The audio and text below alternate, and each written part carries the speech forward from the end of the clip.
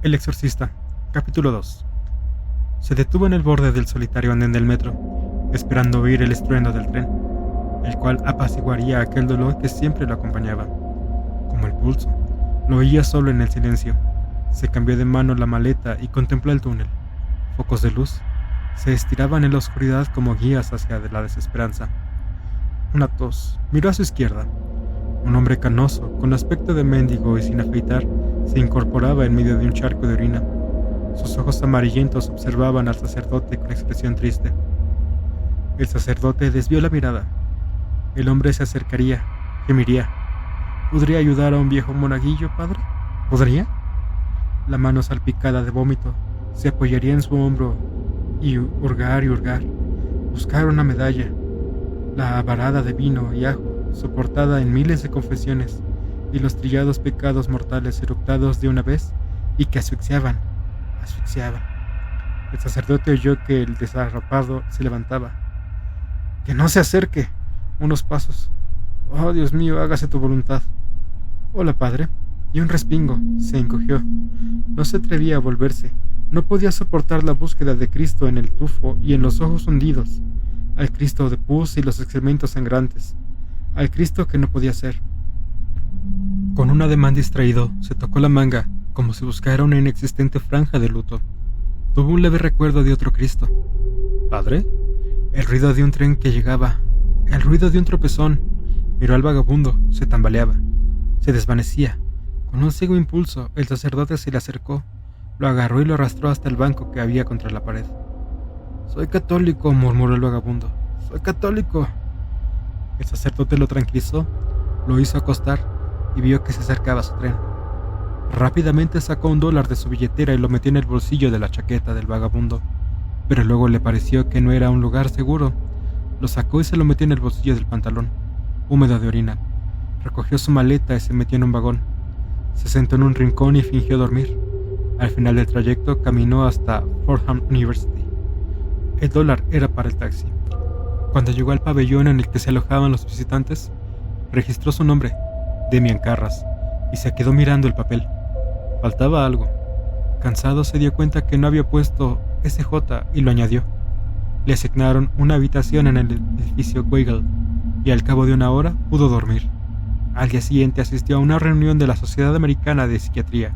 Como principal conferenciante, expuso su tesis titulada Aspectos psicológicos del desarrollo espiritual.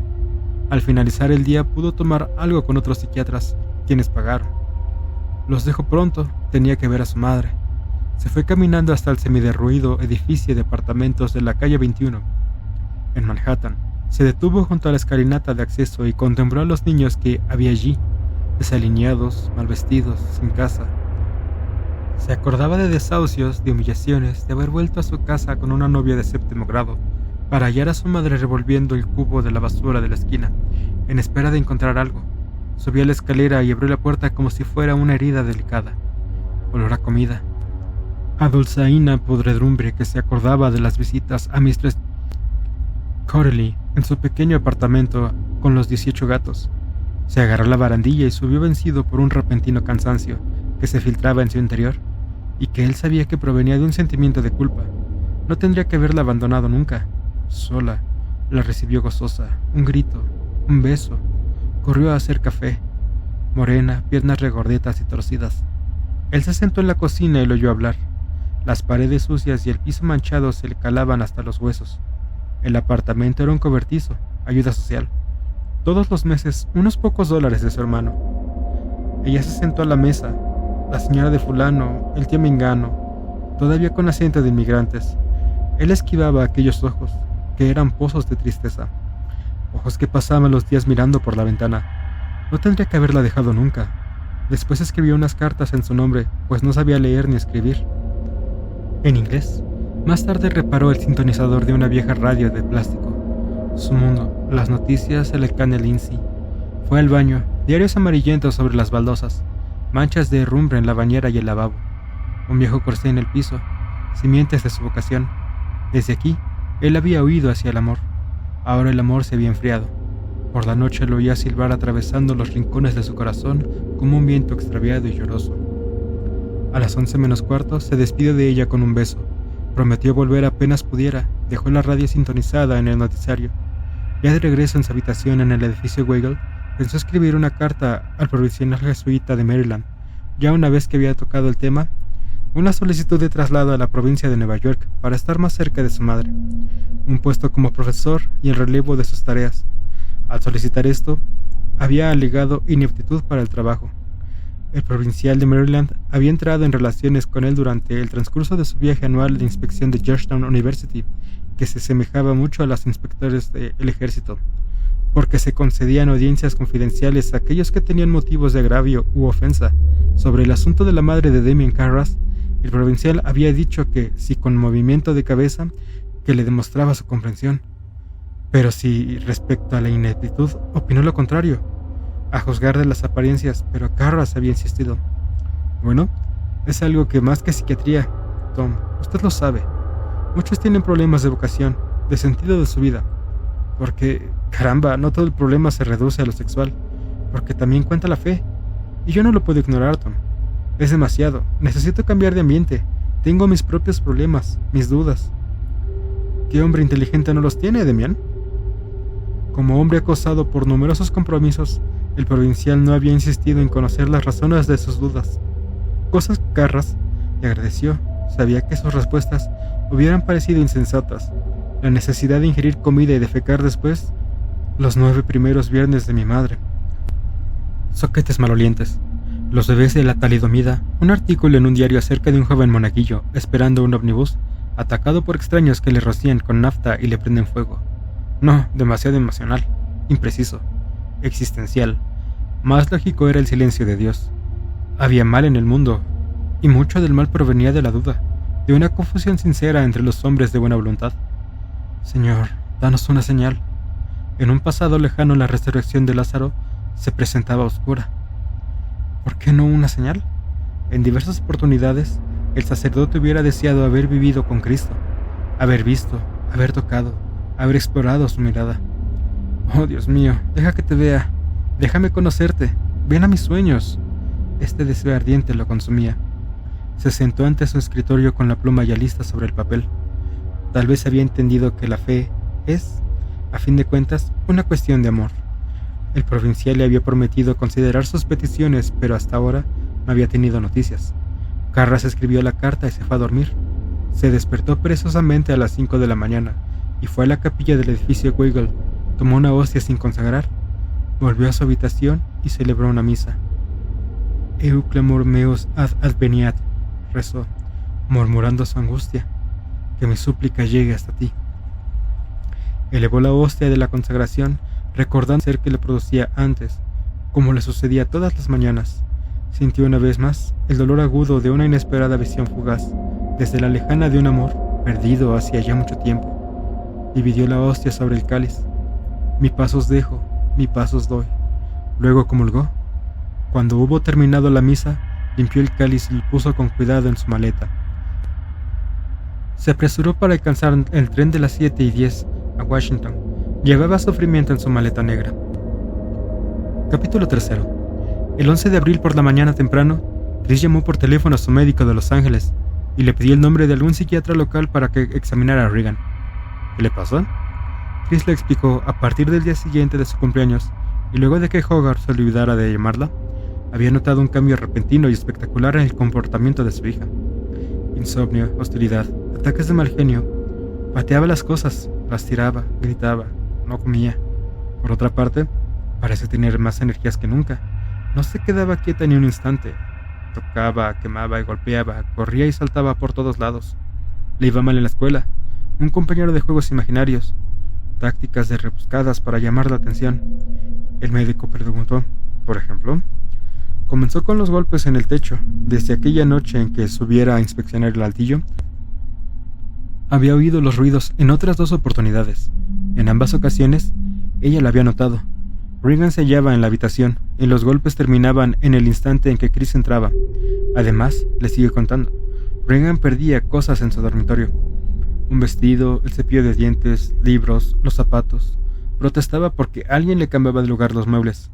En fin, la mañana siguiente a la cena en la Casa Blanca, Chris vio que Carol volvía a poner en su lugar una cómoda que estaba en medio de la habitación. Cuando Chris le preguntó qué estaba haciendo, él repitió el acostumbrado «Alguien se hace el gracioso», y se negó a explicar más, pero enseguida Chris se encontró a Regan en la cocina protestando porque durante la noche, cuando ella dormía, alguien le cambiaba los muebles del lugar. Este fue el incidente, explicó, al que al final había dicho cristalizar sus sospechas. Sin lugar a dudas, era su hija la que hacía todas aquellas cosas. ¿Crees que puede hacer sonambulismo? ¿Que hace todo eso dormida? No, Mark, lo hace despierta, para llamar la atención. Chris mencionó el asunto de la cama que se movía, que había ocurrido 2 veces más, y tras el cual Regan insistió en dormir con su madre. Bueno, eso podría ser físico, se aventuró a decir el médico. No, Mark, no he dicho que la cama se moviera, sino que Regan dice que se mueve. ¿Estás segura de que no se mueve? En absoluto. Bueno, pueden ser espasmos clónicos, murmuró. ¿Qué? ¿No tiene fiebre? No. ¿Qué te parece que he de hacer?, preguntó. ¿La llevo o no a una psiquiatra? Chris, has mencionado la escuela. ¿Cómo le va en matemáticas? ¿Por qué me lo preguntas? ¿Cómo le va?, insistió. Muy mal, pero empezó a ir mal de repente. Él gruñó. ¿Por qué me lo preguntas?, repitió ella. Porque es parte del síndrome. ¿Del qué? No es nada serio. Prefiero no aventurar una opinión por teléfono. ¿Tienes un lápiz a mano? Le quería dar el nombre de un médico internista de Washington. Mark, ¿no puedes venir y examinarla tú mismo? Recordó Jamie, una lenta infección. En aquella ocasión, el médico de Chris le prescribió un nuevo antibiótico de amplio espectro. Al comprar otra dosis del medicamento, el farmacéutico le había dicho cautelosamente: no quiero alarmarla, señora, pero este medicamento, bueno, hace poco ha salido a la venta y se ha comprobado que en Georgia ha causado anemia plástica en Jamie, muerto. Y desde entonces, Chris nunca más confió en los médicos, solo en Mark, y eso le había llevado años. Mark, ¿no puedes?, suplicó Chris. No, no puedo, pero no te preocupes, este es un hombre brillante, el mejor. Ahora toma un lápiz. Vacilación. Después. Está bien. Anotó el nombre. Dile que la examine y me llame después, le aconsejó. Y por el momento, olvídate del psiquiatra. ¿Estás seguro? Emitió una afirmación sarcástica sobre la rapidez con la que la gente pretende reconocer las enfermedades psicosomáticas, mientras que es incapaz de admitir lo opuesto. O sea que las enfermedades del cuerpo son, a menudo, la causa de una repente enfermedad mental. ¿Qué dirías?, sugirió como ejemplo, si fueras al médico. Dios no lo permita. Y yo te dijera que tengo dolores de cabeza, pesadillas constantes, náuseas, insomnio, que se me nubla la vista, que me siento deprimido y que el trabajo es un tormento para mí. ¿Dirías que soy un neurótico? Vaya, ¿quién le has ido a preguntar, Mark? Ahora veo que estás loco. Los síntomas que te he citado son también de un tumor cerebral. Chris, primero hay que examinar el cuerpo, luego veremos. Chris llamó al médico y consiguió hora para aquella tarde. Tenía todo el tiempo libre. La filmación había terminado, por lo menos para ella. Burke Dennings continuaba supervisando el trabajo de la segunda etapa, con personal menos caro, que rodaba escenas de menor importancia, principalmente tomas desde un helicóptero, de diversos puntos de la ciudad, y algunos ejercicios de acrobacia, o sea, planos en los que no aparecía ninguno de los actores principales, pero él pretendía que cada centímetro de la película saliera perfecto. El médico vivía en Arlington. Samuel Klein, mientras Regan permanecía sentada en el consultorio de mal humor, Klein hizo pasar a la madre a su despacho y le interrogó para completar la historia clínica. Ella le contó los problemas, él escuchaba, hacía movimientos con la cabeza y tomaba abundantes notas. Cuando mencionó lo de la cama que se movía, él pareció fruncir el ceño, pero Chris continuó. Mark cree que es importante el hecho de que Regan vaya mal en matemáticas. ¿Por qué? ¿Se refiere a su rendimiento escolar? Sí, el rendimiento en general y matemáticas en particular. ¿Qué significa? Bueno, esperemos hasta que la haya examinado Mrs. McNeil. Luego, pidió permiso y se retiró para hacer el examen completo de Regan. Examen que incluía análisis de orina y sangre. El de orina para comprobar el funcionamiento del hígado y los riñones. El de sangre para descartar o confirmar una posible diabetes y verificar la función tiroidea. El recuento de Matías en busca de una posible anemia y el de leucocitos para detectar alguna rara infección en la sangre. Cuando terminó, se sentó, habló un rato con Regan y observó su comportamiento. Después se volvió a reunir con Chris y comenzó a escribir una receta. Parece tener un trastorno hipercinético del comportamiento. ¿Qué? Un trastorno nervioso. Por lo menos, eso es lo que creo. No se sabe exactamente cómo se produce, pero es común en la primera adolescencia. Tiene todos los síntomas: hiperactividad, mal genio, poco rendimiento en matemáticas. Sí, matemáticas, pero ¿por qué las matemáticas? Perturba su concentración. Arrancó la receta del pequeño talonario azul y se la alargó. Es Ritalina. ¿Qué? Metilfenidato. 10 miligramos 2 veces al día. Yo le aconsejaría una toma a las 8 de la mañana y otra a las 2 de la tarde. Ella miraba la receta.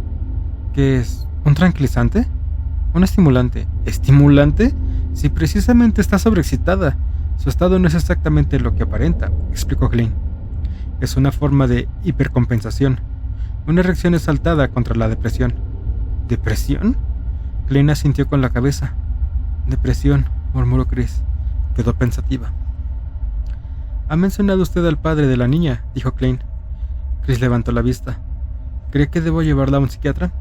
No, yo esperaría a ver qué pasa con la Ritalina. Creo que ahí está la clave. Espere 2 o 3 semanas, de modo de que usted cree que todo se deba a los nervios, ¿verdad? Sospecho que sí. ¿Y esas mentiras que ha venido diciendo? ¿Se van a acabar con esto? Su respuesta la desconcertó. Él le preguntó si alguna vez había oído a Regan decir palabras feas o obscenas. Nunca, respondió. Bueno, eso tiene mucho que ver con sus mentiras. No es lo común, de acuerdo con lo que usted me cuenta, pero en ciertos trastornos mentales puede. Espera un momento, lo interrumpió Chris perpleja. ¿Cómo se le ha ocurrido que pueda decir obscenidades? ¿Eso es lo que ha dicho usted, o yo le he entendido mal? Él la contempló durante unos momentos con cierta curiosidad. Pensó y luego aventuró cautelosamente. Sí, yo diría que dice obscenidades. ¿No la ha oído nunca decirlas? Todavía no. Pues a mí me ha dicho unas cuantas mientras la examinaba, señora. Está bromeando. ¿Cómo que, por ejemplo, adoptó una actitud algo ambigua? Bueno, yo diría que su vocabulario es bastante extenso. Él se encogió de hombros. ¿Pero qué? Dígame un ejemplo. ¿Él se refiere a usted a mierda o me cago en? El médico se sintió más aliviado. Sí, ha empleado esas palabras. ¿Y qué más ha dicho? Literalmente. Pues me aconsejó que alejara mis dedos de mierda de sus órganos genitales. Chris abrió la boca horrorizada. ¿Ha usado esas mismas palabras? Es común, Mistress McNeil, y yo no me preocuparía en absoluto por eso. Es parte del síndrome.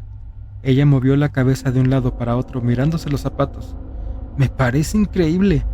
El facultativo trató de consolarla. Dudo de que entendiera lo que decía. Sí, tal vez, murmuró Chris, o quizá no. Pruebe con la Ritalina, le aconsejó, y veremos qué tal reacciona. Me gustaría examinarla de nuevo dentro de 2 semanas. Consultó una agenda que había sobre su escritorio. Vamos a ver, ¿podemos fijar la visita para el miércoles 27? ¿Le parece bien esa fecha? Preguntó levantando la vista. Sí, por supuesto, musitó Chris, y se puso de pie. Se metió la receta en el bolsillo del abrigo. De acuerdo, entonces el 27. Soy un gran admirador suyo, dijo Klein sonriente, mientras abría la puerta de salida al vestíbulo. Ella se detuvo preocupada y se apretó el labio inferior con la yema de un dedo. Miró fugazmente al doctor. ¿Entonces no cree necesario que la lleve con un psiquiatra? No sé, pero la mejor explicación es siempre la más sencilla. Esperemos y veamos qué pasa. Sonrió alentador. Mientras tanto, trata de no preocuparse. Sí, pero ¿cómo? Ella se fue. En el camino de vuelta, Regan le preguntó qué le había dicho al médico. ¿Qué estás nerviosa? Chris decidió no mencionar las palabrotas. Burke, lo aprendió de Burke. En cambio, si se lo digo a Sharon más tarde, cuando le preguntó si nunca le había oído decir tales palabras. No, replicó Sharon, por lo menos últimamente. Pero creo que la profesora de arte hizo algún comentario. Se trataba de una profesora particular que le daba clases en casa. ¿Has dicho últimamente?, preguntó Chris. Sí, la semana pasada, pero ya la conoces. Yo pensé que tal vez Regan habría dicho diablos o mierda o algo por el estilo. A propósito, ¿le has hablado mucho de religión, Char? Sharon enrojeció. Bueno, un poco. Es difícil evitarlo. Hace tantas preguntas que, bueno, indefensa se encogió de hombros. Es muy difícil porque, ¿cómo le contesto sin mencionarle lo que para mí es una gran mentira? Dale varias opciones. Los días anteriores a la cena proyectada, Chris vigiló celosamente que Regan tomara sus dosis de Ritalin. Sin embargo, al llegar la noche de la fiesta, no había observado ningún síntoma notable de mejoría. Por el contrario, había ligeros signos de un deterioro gradual. Olvidos más frecuentes, introversión y, alguna vez, náuseas. En cuanto a las tácticas para llamar la atención, aunque no se repitieron las corrientes, apareció una nueva. Afirmaba que se sentía un olor repugnante en su dormitorio. Ante una insistencia, un día Chris fue a comprobarlo, pero no percibió nada. ¿No hueles? ¿Quieres decir que hueles algo ahora?, le preguntó Chris. Pues claro. ¿Cómo es el olor? Como de algo que se quema. ¿Sí? Chris olfateó. ¿No lo hueles? Bueno, sí, querida, mintió. Solo un poquito. Vamos a abrir la ventana un rato para que entre aire. De hecho, no había olido nada, pero estaba decidida a contemporizar por lo menos hasta el día de la segunda visita al médico. También estaba preocupada por muchas otras cosas. Una, los preparativos para la cena, otra tenía que ver con el guión, aunque estaba muy entusiasmada con la posibilidad de dirigir. Una cautela natural le había hecho no decidirse de inmediato. Mientras tanto, su representante la llamaba a diario. Ella le dijo que había entregado el guión a Dennings para pedirle su opinión y que esperaba que lo estuviera leyendo y no comiendo. La tercera y más importante de las preocupaciones de Chris fue el fracaso de dos inversiones financieras, una compra de bonos convertibles mediante el pago de interés adelantado y una inversión en un proyecto de perforación de pozos petrolíferos en el sur de Libia. Ambas operaciones se habían emprendido para resguardar un capital que, de otro modo, hubiera debido pagar un elevado impuesto al fisco. Pero aún había algo peor. Los pozos estaban secos y los elevadísimos índices de interés obligaban a vender los bonos. Estos fueron los problemas por los que su abatido representante comercial había decidido venir en avión a hablar con ella. Llegó el jueves. Todo el viernes se lo pasó explicándole cosas a Chris y mostrándole los gráficos. Al fin se decidió por un programa de acción que el representante consideró sensato. Demostró su aprobación con un gesto de cabeza, pero frunció el ceño cuando ella sacó a relucir el tema de la compra de un Ferrari. ¿Uno nuevo? ¿Por qué no? Yo conduje uno en una película. Si escribiéramos algo a la fábrica y les recordamos este detalle, podríamos hacer un buen negocio, ¿no lo crees? No lo creía y le dijo que un coche nuevo era innecesario. Ven, el año pasado gané $800,000 y ahora me dices que no puedo comprarme un mísero coche. ¿No te parece ridículo? ¿Dónde está ese dinero? Él le recordó que la mayor parte de su dinero se había invertido para eludir impuestos. A continuación pasó a detallarle todo: impuesto federal sobre la renta, impuestos provinciales, impuestos a los bienes inmuebles, 10% de comisión para sus representantes, 5 para él, 5 a su agente publicitario, 1 y 4 como contribución al fondo de asistencia a los artistas, el importe de los vestidos de moda, los sueldos de Willie, Carl y Sharon, y el vigilante de la casa de Los Ángeles, gastos de viajes y finalmente sus gastos mensuales. ¿Vas a filmar otra película este año?, le preguntó. Ella se encogió de hombros. No sé, ¿tengo que hacerlo? Sí, creo que sería lo más conveniente. Apoyó la cara en ambas manos y lo miró malhumorada. ¿Y qué te parecería una moto Honda? Él no hizo ningún comentario. Aquella noche, Chris trató de dejar de lado todas sus preocupaciones y de mantenerse ocupada con los preparativos para la cena del día siguiente. Me parece mejor que cada cual se sirva solo. En vez de sentarnos todos, les dijo a Will y Carol, podemos poner una mesa en el extremo de la sala de estar. ¿Les parece bien? Muy bien, señora, contestó Carol rápidamente. ¿Y a ti, qué te parece, Willy? ¿Qué opinas de una ensalada de frutas como postre? Excelente, exclamó Carol. Gracias, Willy. Había invitado a un grupo interesante, muy heterogéneo. Además de Burke, diablos, despersobrio, y su joven ayudante, vendrían un senador con su esposa, un astronauta del Apolo con su esposa, 2 jesuitas de Georgetown, sus vecinos, así como Mary Jo Perrin y Ellen Clearly. Mary Jo Perrin era una reportera y canosa vidente de Washington, a quien Chris había conocido en la cena de la Casa Blanca y que le había caído muy simpática. Había esperado encontrarse con una mujer austera y desagradable, y en cambio le pudo decir, no eras en absoluto tal como te imaginaba, muy afectuosa y sencilla. Ellen Clearly era una mujer de mediana edad, secretaria del Departamento de Estado, que trabajaba en la embajada norteamericana en Moscú.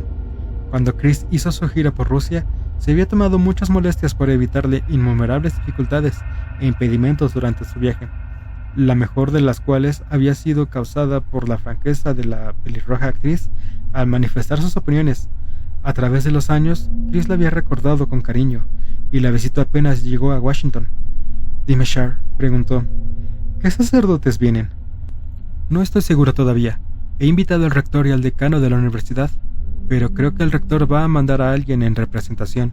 Esta mañana me llamó su secretario para avisarme que él probablemente saldría de viaje».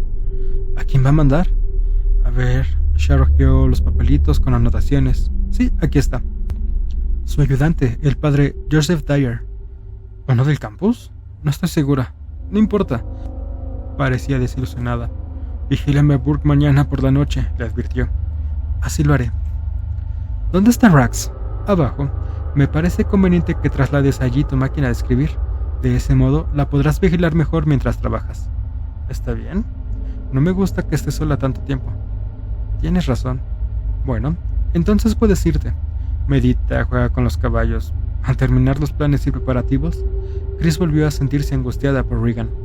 Trató de ver la televisión. No se podía concentrar. Estaba inquieta. Había algo extraño en la casa, como una quietud que se iba posando. Polvo pesado. Llegada la medianoche, todos los de la casa dormían. No hubo perturbaciones, al menos aquella noche.